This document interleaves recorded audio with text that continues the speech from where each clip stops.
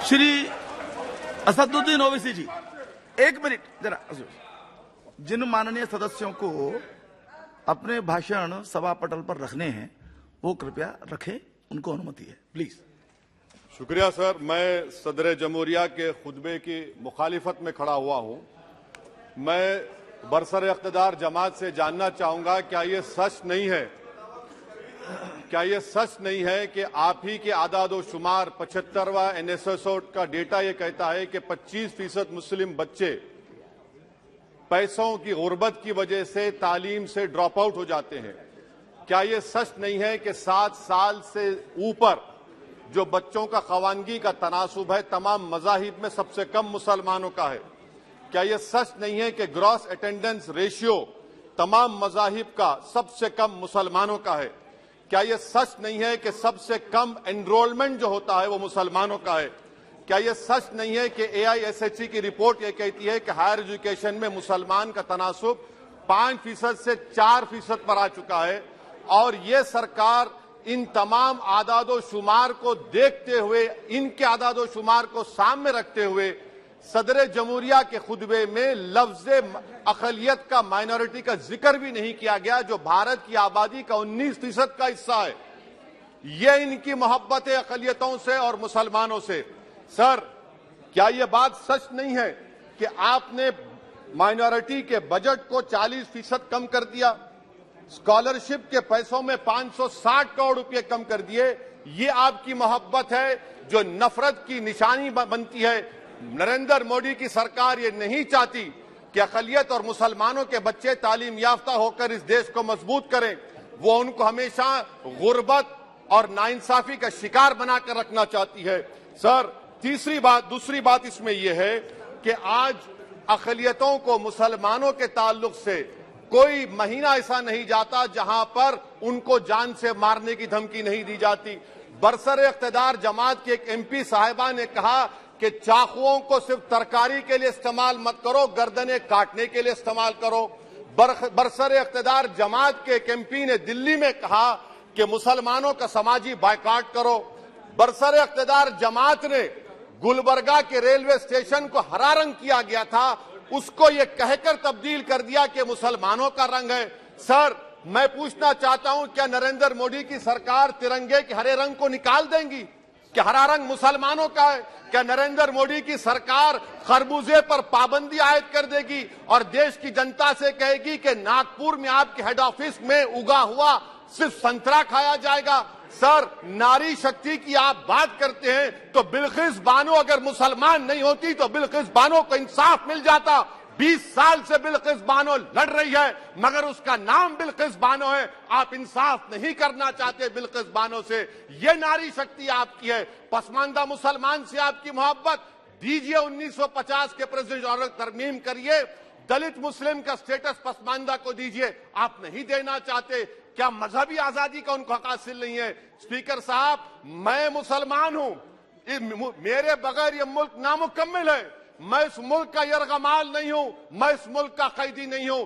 मैं पूरे सिटीजनशिप की राइट को चाहता हूं और अभी चाहता हूं। कब आप बिहार के सुरजापुरी और कुल्हिया बादरी को कौमी OBC स्टेटस देंगे? स्पीकर साहब, दूसरी अहम बात मैं कहना चाह रहा हूं, चीन का जिक्र आपने किया। क्या प्रधानमंत्री अपनी जबान को जुम्बिश देंगे और चीन का नाम लेंगे? क्या आप चीन को डेमचौक और डेमसांग से उखाड़ कर फेंकेंगे? DGP कॉन्फ्रेंस में चेयरमैन साहब कहा गया कि 65 पेट्रोलिंग पॉइंट में से 26 पेट्रोलिंग पॉइंट पर भारत की फौज पेट्रोलिंग नहीं कर सकती है। चीन से आप डरते हैं। अरे, डिसएंगेजमेंट हुआ तो डी-एस्केलेशन कब होगा, डी इंडक्शन कब होगा?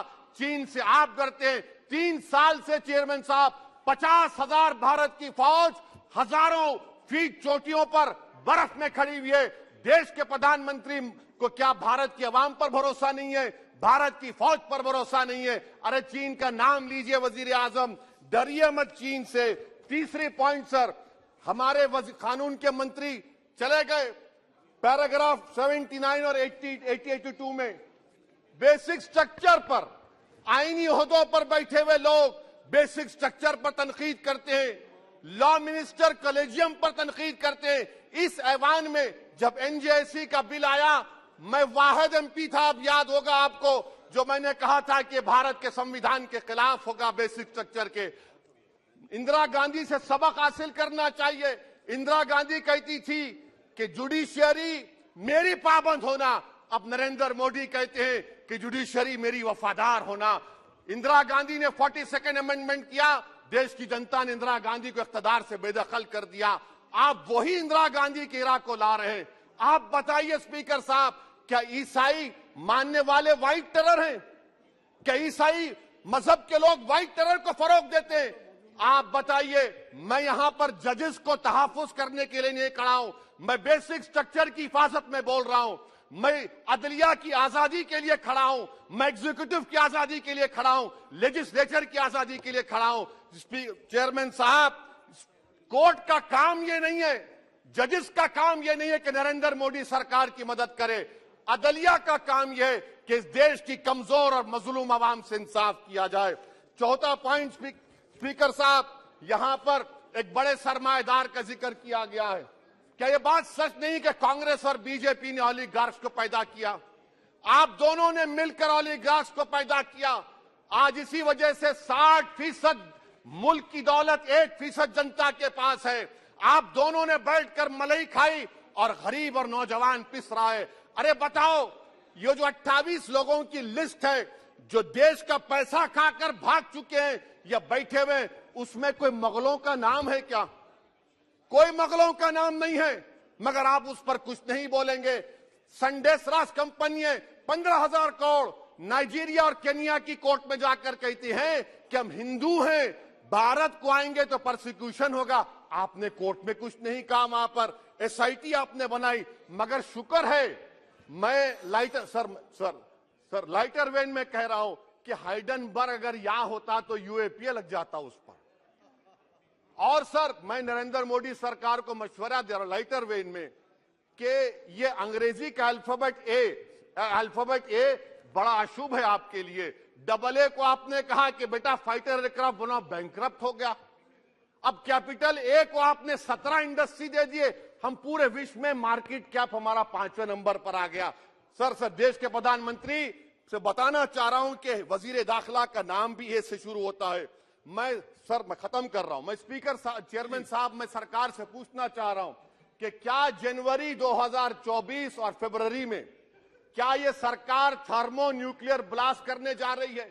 क्या आपने हमारे अतराफ में देख लिया कि उसके अवाक़िब व नताइज क्या निकलने वाले हैं? चेयरमैन साहब, मैं आपको बता रहा हूं कि चीन के बारे में क्या हमको बीबीसी की रिपोर्टिंग की जरूरत पड़ेगी, जिस तरह 2002 गुजरात के बारे में कहा गया। स्पीकर साहब, अकलियतों के बारे में, मुसलमानों के बारे में एक शायर ने कहा था, आग से आग बुझाने को कहा जाता है, जख्म पे जख्म खाने को कहा जाता है।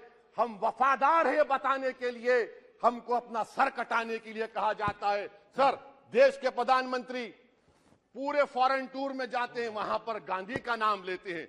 मुझे अप्रीहेंशन, खदशा इस बात का है कि इस देश में 2 बाबा कौम हो जाएंगे, एक सावरकर होगा और एक सौतेला बाबा कौम। कहीं आप महात्मा गांधी को ना बना दे तो सर मैं खत्म कर रहा हूं सर। इसीलिए मैं आपके जरिए से हुकूमत से मुतालबा करता हूं कि प्लेसेस ऑफ वर्शिप एक्ट को डिस्टर्ब ना किया जाए, मुसलमानों का अक़लियतों का बजट बढ़ाया जाए, बिल्किस बानो से इंसाफ करिए, चीन से मत डरिए प्रधानमंत्री, चीन को काट पर फेंकिए। शुक्रिया सर। सीमित समय लीजिए प्लीज, क्योंकि रिप्लाई भी होने आपको पता है।